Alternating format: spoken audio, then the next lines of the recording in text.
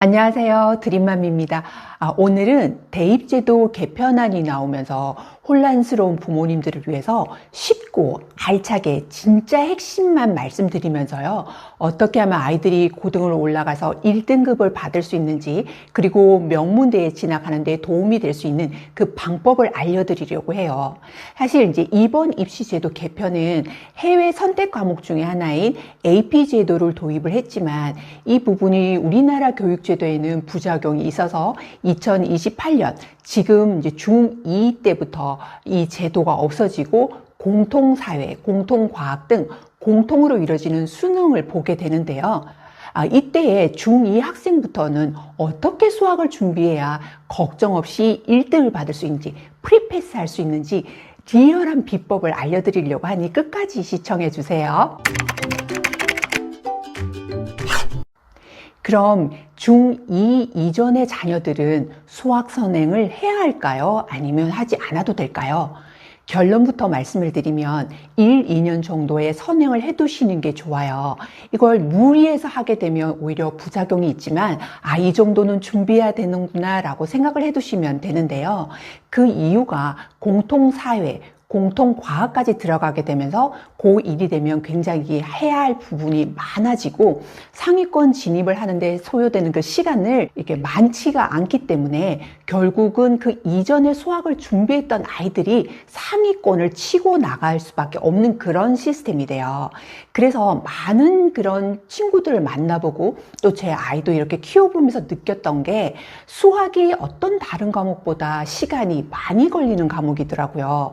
그래서 좀 어렵더라도 잘 다독거려서 또 방법을 잘 알아서 선행을 조금 하고 나니 어떤 이제 제도가 바뀌어도 또는 어떤 환경이 바뀌어도 이렇게 상위권을 치고 올라가는데 굉장히 도움을 줬는데요.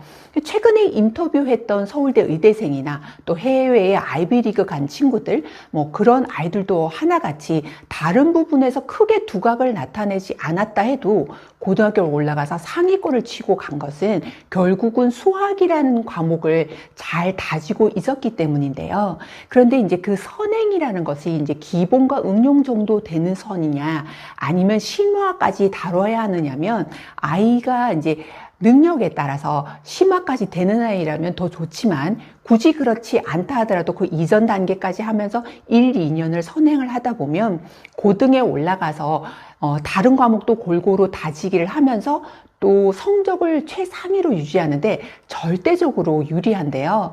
더군다나 28년에 이렇게 개정된 이 교과 과정과 수능의 그 패턴을 보게 되면 뭐니 해도 수학이라는 부분에서 좀 선행을 해두고 다른 공통 과목을 이렇게 골고루 할 수 있도록 하는데 굉장히 큰 영향을 미치기 때문에 수학을 선행을 1, 2년 정도는 꼭 해두시기를 바래요. 두 번째로 우리가 이제 신경을 써야 하는 부분이 수학의 서술과 창의 융합적 사고력이 내신에 포함된다는 거죠.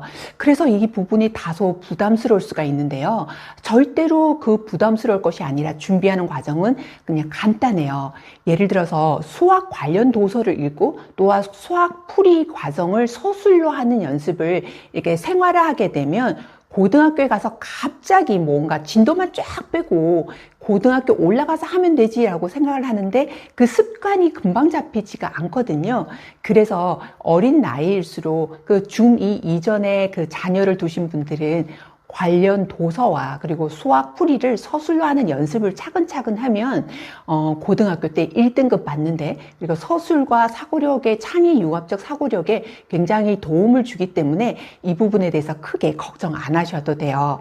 그런데 따로 준비하기가 좀 애매하고 어렵다면 영재원을 한번 준비해보자라고 가볍게 생각하시면 되는데요.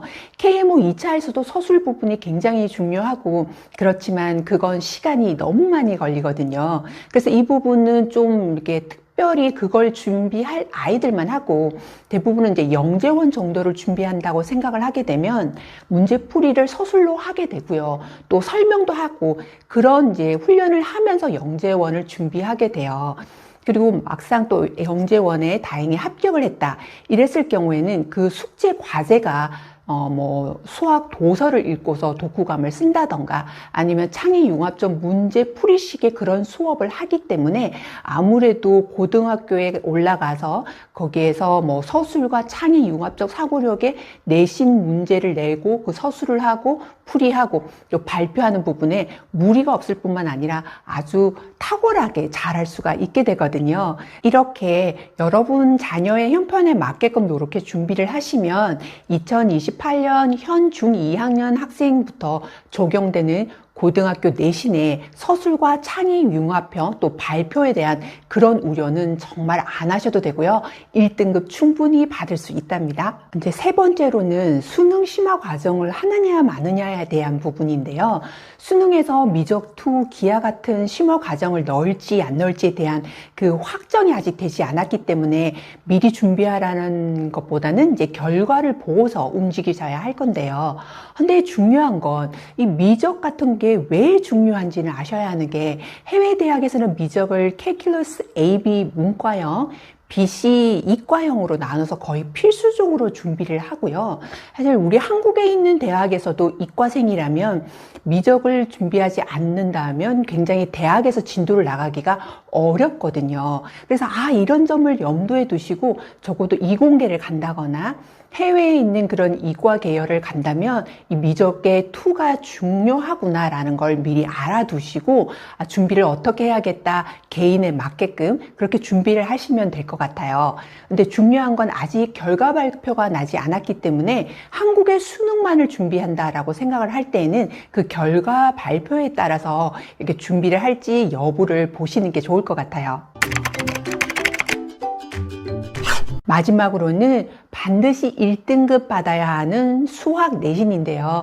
이 부분은 등급이 9등급에서 5등급으로 바뀌면서 4%대가 1등급이었다면 이제는 10%대가 1등급이 되는 거잖아요.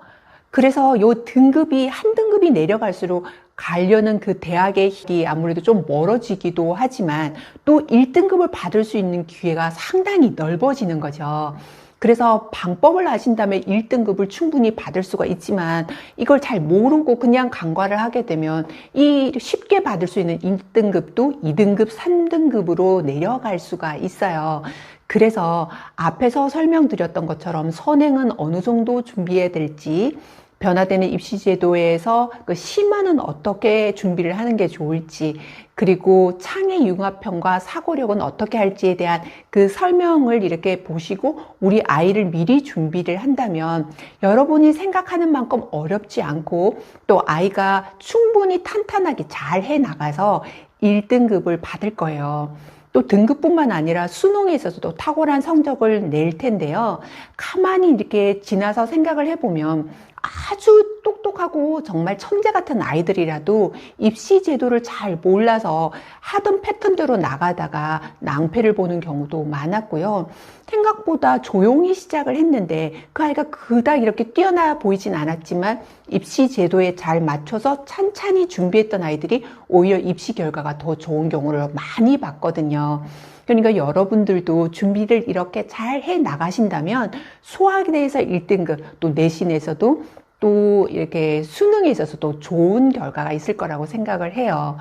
여러분의 자녀에게 도움이 되는 그런 영상이었기를 바라고요. 다음 시간에 만나요. 감사합니다.